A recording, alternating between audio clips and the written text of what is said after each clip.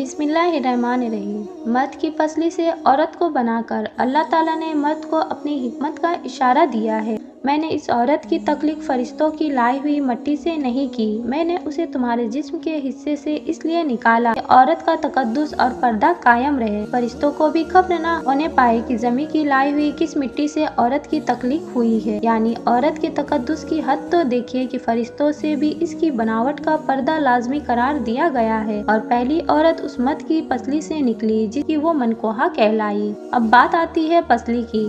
عورت پسلی سے ہی کیوں نکلی؟ کیا ٹیڑھا پن وہیں سے ملا؟ نہیں، یہاں بھی حکمت سے خالی بات نہیں۔ انسانی جسم میں دل اور بہت سے نازک حصے پسلی کے پیچھے چھپے ہوئے ہیں، یعنی پسلی ایک ڈھال ہے ان نازک حصے کے لیے۔ تو اللہ پاک نے عورت کو پسلی سے نکال کر یہ نہیں بتایا کہ عورت میں ٹیڑھا پن ہے، بلکہ اس عورت کو پسلی کی تخلیق کر کے یہ بات سمجھا دی کہ عورت وقت پڑنے پر ڈھال بھی بن سکتی ہے۔ حضور پاک صلی اللہ علیہ وسلم صحابہ کی محفل میں جلوہ فرماتے کہ ایک شخص حاضر ہوا اور عرض کرنے لگا، یا رسول اللہ صلی اللہ علیہ وسلم، کوئی ایسا مومن بھی ہے جو جہنم میں رہے گا؟ حضور پاک صلی اللہ علیہ وسلم فرمانے لگے، ہاں، ایک شخص ایسا ہوگا جو جہنم کی گہرائی میں 1000 سال رہے گا اور مسلسل اونچی آواز میں پکارتا رہے گا، یا حنان یا منان۔ ایک دن اس اونچی بلند آواز سے یا حنان یا منان کہے گا کہ حضرت جبرائیل علیہ السلام جہنم کے قریب سے گزرتے ہوئے اسے سن لیں گے۔ حضرت جبرائیل علیہ السلام حیران ہوں گے کہ یہ کیسی عجیب بات ہے کہ کوئی مسلسل یا حنان یا منان پکار رہا ہے۔ حضرت جبرائیل علیہ السلام عرش کے سامنے حاضر ہوں گے اور سر سجدے میں رکھ کر خدا کی تسبیح بیان کریں گے۔ اللہ فرمائے گا، اے جبرائیل علیہ السلام، سر اٹھاؤ۔ جیسے ہی حضرت جبرائیل علیہ السلام سر اٹھائیں گے تو اللہ فرمائے گا کہ بتاؤ جبرائیل علیہ السلام، کیا عجیب دیکھا آج تم نے؟ حضرت جبرائیل علیہ السلام عرض کریں گے، اے ہمارے رب، میں نے جہنم سے آتی ہوئی ایک آواز سنی ہے جو کہ گہرے گڑھے سے لگ رہی تھی، کوئی پکار رہا تھا یا حنان یا منان۔ اللہ فرمائے گا،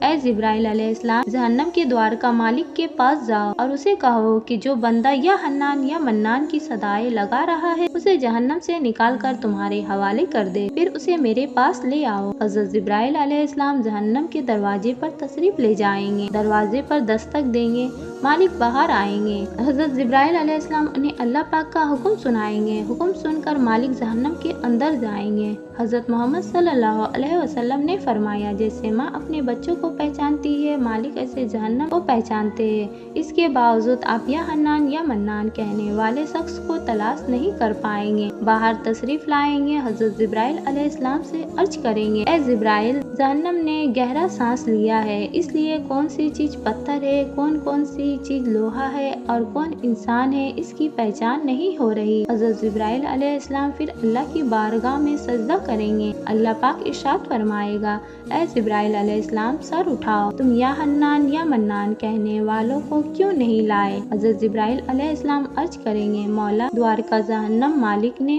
بھی معذرت کر لی ہے، کہتے ہیں کہ جہنم نے گہری سانس لی ہے، اس وجہ سے پتھر، لوہے اور انسان کے درمیان کوئی فرق نہیں بچا، تو یہ سب جل کر کوئلہ بن چکے ہیں، کسی چیز کی پہچان نہیں ہو پا رہی ہے۔ اللہ فرمائے گا، جبرائیل، مالک سے کہو کہ میرا بندہ جہنم کے فلاں گڑھوں میں فلاں جگہ فلاں کونے میں اس حالت پہ پڑا ہوا ہے۔ حضرت جبرائیل علیہ السلام جہنم کے دروازے پر جائیں گے اور حضرت مالک کو یا حنان یا منان پکارنے والے کا پتہ بتائیں گے۔ حضرت مالک جہنم کے اندر جائیں گے اور دیکھیں گے ایک شخص ہے، اس کے پاؤں اس کی پیشانی کے ساتھ اور اس کے ہاتھ گردن کے ساتھ بندھے ہوئے ہیں اور جہنم کے سانپ بچھو اس کے ساتھ لپٹے ہوئے ہیں۔ حضرت مالک اس کی زنجیر توڑ دیں گے اور جہنم سے نکال کر حضرت جبرائیل علیہ السلام کے حوالے کر دیں گے۔ حضرت جبرائیل علیہ السلام اسے عرش الہی کے سامنے لے جا کر حاضر ہوں گے، سر سجدے میں رکھیں گے۔ اللہ پاک فرمائے گا، جبرائیل علیہ السلام، سر اٹھاؤ۔ جبرائیل علیہ السلام سر اٹھائیں گے۔